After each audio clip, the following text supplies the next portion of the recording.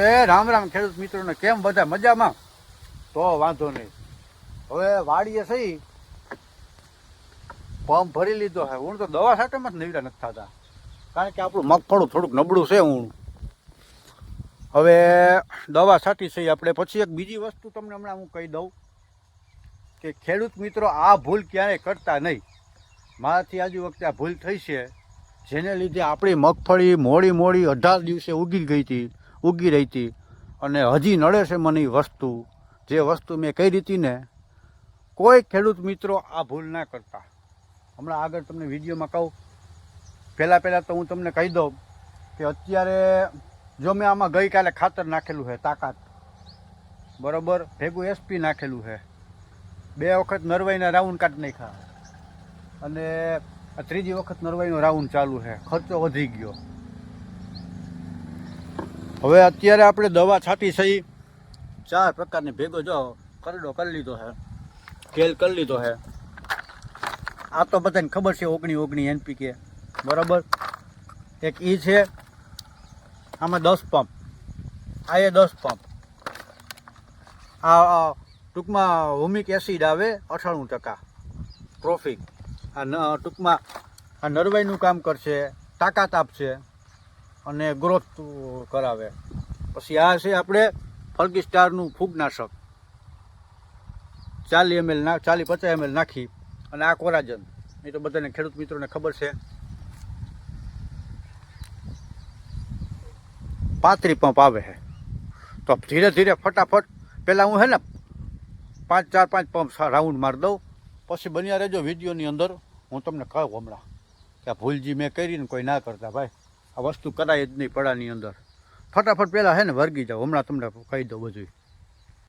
તો મિત્રો છે ને,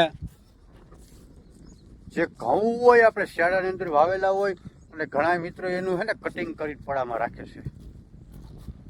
તો હું તમને અહીંયા એ બાજુ દોરી જાઉં છું કે કટિંગ કરવું એ બહુ સારી બાબત છે, પણ કટિંગ કાયદેસર વ્યવસ્થિત થવું જોઈએ.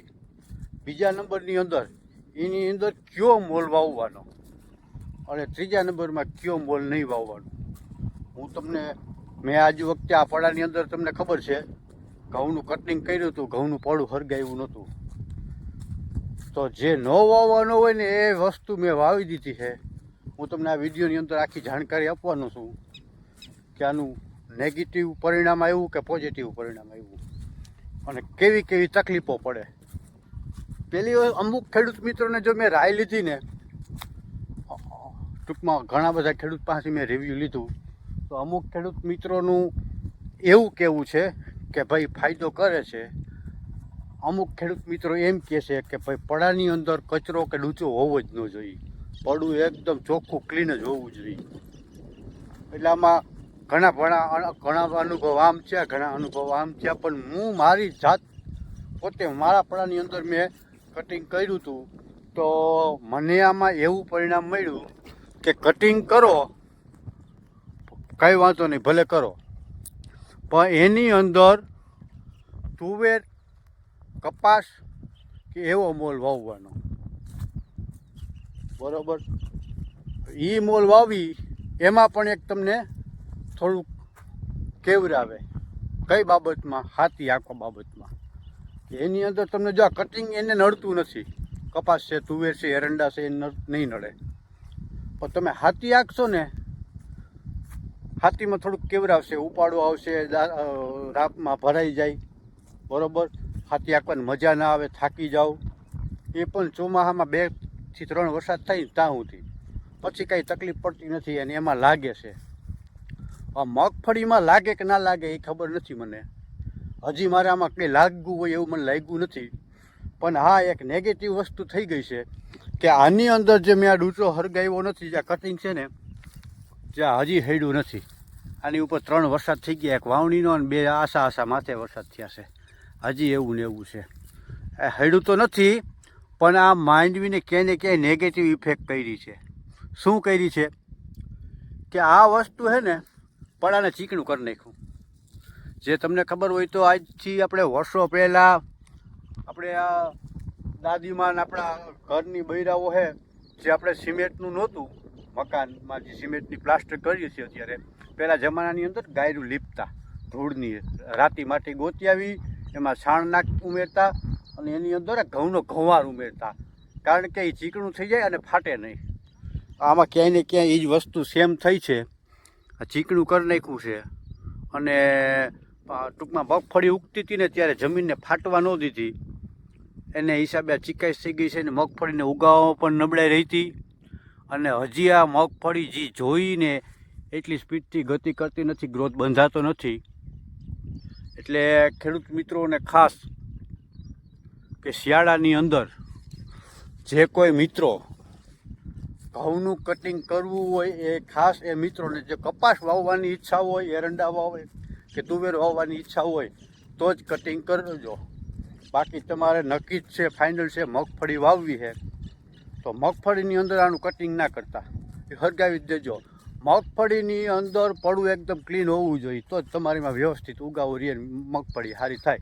બાકી મારે જો આ હરગાવ્યું નહોતું ને, જોકે મારે થોડુંક એ વસ્તુ પણ નડે છે આની અંદર, મારે બીજી 2-3 વસ્તુ નડે છે.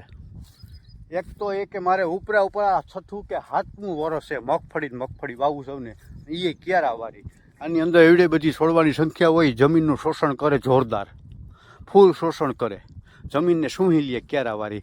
હા, હાયરુવાળી મગફળી હોય 24 જારી, 27 જારી, 30 વાળી, એનું એટલું બધું શોષણ થતું નથી. આ શોષણ કરી લે, છોડવાની સંખ્યા વધી જાય. એક વસ્તુ એ નડે છે કે ભાઈ બવાડું 6 થી 7 વર્ષ થયા છે. બીજી વસ્તુ એ નડે છે કે ક્યારાવાળી મગફળીની અંદર ખેડૂત મિત્રોને ખબર છે ફરજિયાત નિંદામણ નાશકની દવા છાંટવી પડે, બરાબર. મજૂરની આપણે ખબર છે અત્યારે જડતા નથી, જડે છે તો બહુ મૂંઘા છે અને આવે એ રિક્ષા કે છકડામાંથી બોલાવવા પડે આપણે, એટલે એ ક્યાંય ને ક્યાંય બહુ મોંઘો પડે છે. તો ખડની દવાઈના અત્યારે મારે આ મગફળી મારા ખ્યાલથી 1.5 મહિના જેવું થઈ ગયું છે, પણ આની અંદર મેં 2 રાઉન્ડ મારી દીધા છે ખડની દવાના, બરાબર. ક્યાંય ને ક્યાંય એ પણ નડે છે. અને 6થું 7મું વર્ષ લગાતાર મગફળીને વાવતા થઈ છે, એ પણ નડે છે. એટલે અને કટિંગ એ નડે ખરી, આ જોઈ લો હજી હેડ્યું નથી, બરાબર. તો ખેડૂત મિત્રો ફરી પાછું કહી દઉં છું છેલ્લે કે ઘઉં વાવનું કટિંગ કરવાતી વખતે મગફળી વાવવી હોય તો પડવું હરગાવ નાખજો. કપાસ કે એરંડા કે તુવેર વાવવી હોય તો એનું કટિંગ કરવામાં કંઈ વાંધો નથી. બાકી મગફળીને કટિંગ નડશે, ફાઇનલ વાત છે. હાલ પૂરતો આ વિડીયોની અંદર આટલું. ફરી પાછા મળશું નેક્સ્ટ વિડીયોની અંદર, જે આપણે આગલા વિડીયોની અંદર દવા છાંટેલી હતી. તમને ખબર છે અડધા પડાની અંદર ઓલ આઉટ છાંટી હતી, આ પડાની અંદર આપણે અદામાની સકેત છાંટી હતી.